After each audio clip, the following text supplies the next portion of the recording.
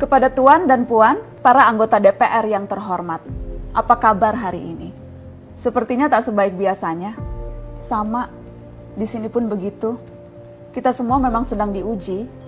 Hidup memang tak selalu baik, kan? Seperti kami-kami ini, Tuan dan Puan juga mungkin lebih banyak bekerja di rumah. Kalau lihat siaran sidang atau rapat terbuka di gedung DPR sekarang sih kelihatannya banyak kursi yang kosong. Tapi biasanya juga kosong kan ya? Tuan dan Puan anggota DPR yang terhormat, saya perhatikan parlemen-parlemen negara lain fokus melawan corona. Tapi rasa-rasanya isu-isu yang keluar dari Senayan belakangan kok kebanyakan tidak terkait corona ya? Kami malah membaca DPR bersemangat membahas isu-isu lain. Contohnya, rancangan Undang-Undang Cipta Kerja yang banyak ditolak karena dinilai mementingkan kepentingan investor di atas kebutuhan pekerja. Presiden Jokowi pekan lalu sempat menyatakan pemerintah dan DPR menunda pembahasan salah satu klaster di rancangan undang-undang itu, klaster ketenagakerjaan. Ini untuk memberi kesempatan mendalami substansi dan mendapat masukan dari banyak pihak. Berpegang pada alasan itu, maka sudah seharusnya klaster lain dalam RUU Cipta Kerja pun perlu ditinjau ulang. Karena yang lain juga bukan tanpa masalah, terutama dari perspektif lingkungan dan keadilan gender. Tidak cukup hanya menunda pembahasan satu klaster saja. Ada juga RUU lain yang masih nekat mau dibahas. Ada RUU KUHP yang tahun lalu diserbu unjuk rasa. Lalu RUU pemasyarakatan. Ada koruptor yang sudah ngebet pengen bebas kah? Apa kabar Pak Yasona?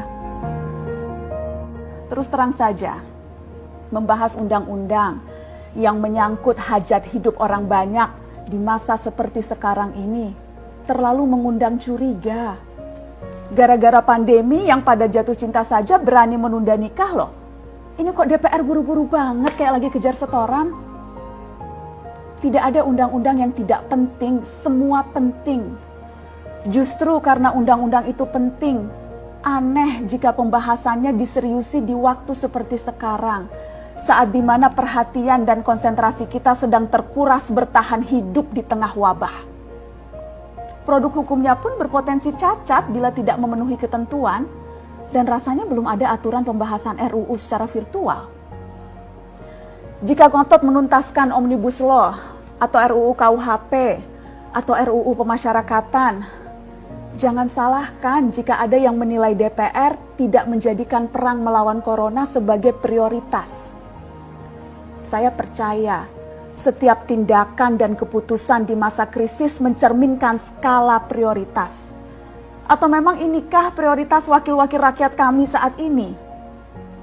Bikin ribut juga jelas tak seharusnya jadi prioritas.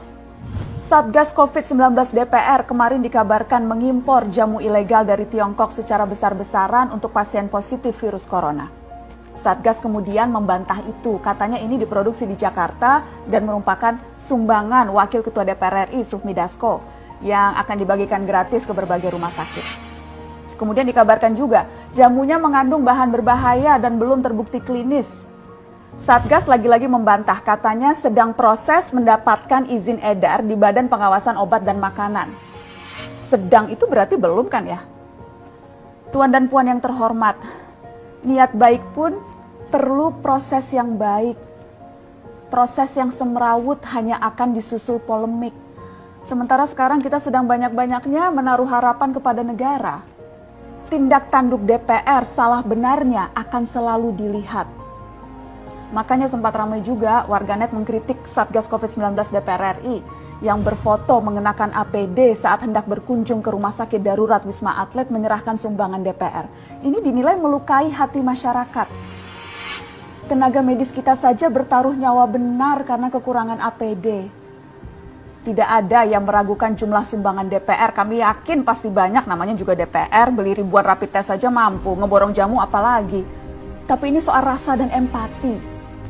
Kecuali ya, kalau yang dipakai anggota DPR itu APD yang lain, alat pelindung dewan. Salam hormat dari kami yang kalian wakili.